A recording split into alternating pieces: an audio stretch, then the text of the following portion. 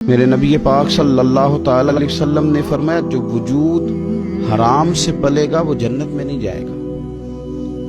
یہ شخص پسند کرتا ہے کہ اپنے بیٹے کو پالوں اور پھر اس کو آگ میں ڈال دوں، سجاؤں سنواروں اور پھر اسے زندہ جلا ڈالوں۔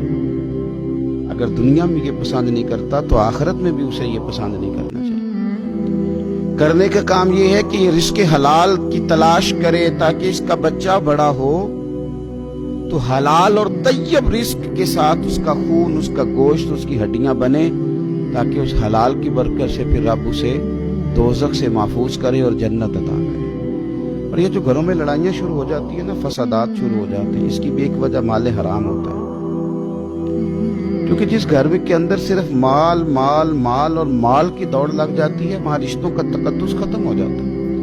وہاں تو بیٹے اپنے ابا سے کہنے لگتے ہیں کہ آپ بھی کوئی ڈھب کا کام کر لیتے تو آج ہم مالدار نہ ہوتے، تو کچھ کیا ہی نہیں۔ والد اور والدہ کا وہ رشتہ جو خالص اللہ اور اس کے رسول کی رضا والا رشتہ ہے، وہاں بھی دولت آ جاتی ہے، بھائیوں میں جنگیں شروع ہو جاتی ہیں۔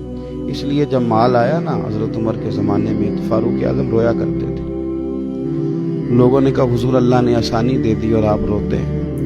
فرمانے لگے تمہیں پتہ نہیں نا، جہاں مال آتا ہے وہاں بغض بھی آتا ہے، وہاں عداوتیں بھی آتی ہیں، ایک دوسرے کے خلاف جذبات بھی پیدا ہوتے ہیں۔